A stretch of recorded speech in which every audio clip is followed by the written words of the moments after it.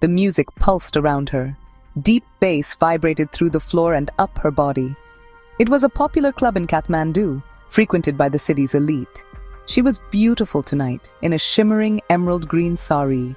Her jewelry sparkled, diamonds catching the strobe lights. Her smile, however, didn't reach her eyes. Inside, she felt hollow. She longed for something more, something real, someone to share her life with, someone who saw beyond the wealth and the glamorous facade, someone who saw her. Her friends called her, giggling. They wanted to dance. She plastered on a smile and joined them, her heart sinking further with each beat. The rest of the night was a blur. She drank too much, desperate to quiet the noise in her head. Her friends, oblivious, continued to party. Finally, she decided to leave. She stumbled out of the club, the cool night air hitting her like a slap. Ignoring her friends' calls to wait for a driver, she got into her own car. She drove, the bright lights of the city blurring together. Her head spun. She knew she shouldn't have driven, but in that moment she didn't care. Suddenly, there was a blinding flash of light. A scream died in her throat. Then everything went black. The screech of metal on metal pierced the night. BJ, a young college professor, jolted awake. He had been grading papers, preparing for the next day's lectures. He rushed to his window, his heart pounding.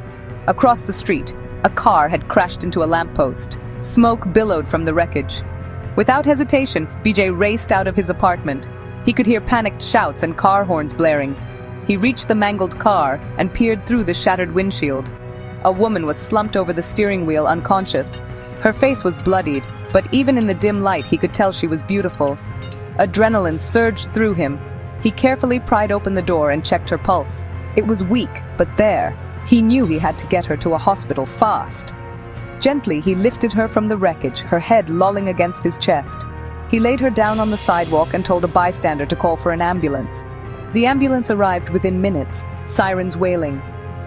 BJ watched as paramedics loaded her onto a stretcher. He felt a pang of concern for this stranger, this beautiful woman he had pulled from the wreckage. He gave her name to the paramedics, as he knew it from her purse, and then he stepped back as they sped away into the night. She woke up slowly, her head pounding, her vision blurry. She tried to sit up, but a sharp pain in her ribs made her gasp. She was in a hospital bed, hooked up to machines. She remembered the crash, the feeling of being trapped. And then she remembered him, his strong arms lifting her, his kind eyes looking at her with concern. He had saved her life. She didn't even know his name. She asked the nurses about the man who brought her in, but they only knew that he was a young man who had left shortly after the ambulance arrived. He had left no name, no contact information. Days turned into weeks. She recovered from her injuries, but the memory of the crash and her mysterious savior haunted her. She felt an overwhelming need to find him, to thank him for saving her life. He had given her a second chance, and she wouldn't let it go to waste. She discharged herself from the hospital and began her search. She went back to the accident site, hoping for a clue, a witness. But it was like searching for a ghost. She placed an ad in the local newspaper, describing him and the events of that night. Days turned into weeks, and her hope began to dwindle. BJ couldn't shake the feeling of unease.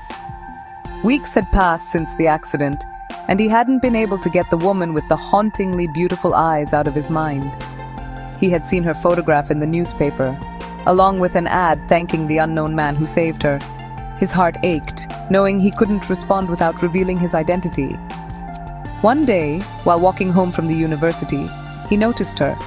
She was sitting on a bench in the park across from his apartment, her shoulders slumped in defeat. His heart leaped.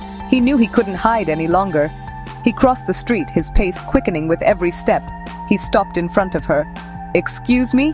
he said, his voice trembling slightly. "I believe you're looking for me." She looked up, her eyes widening in recognition. A slow smile spread across her face. "Yes," she whispered, her voice thick with emotion. "I am." She reached out and took his hand, her touch sending a jolt through him.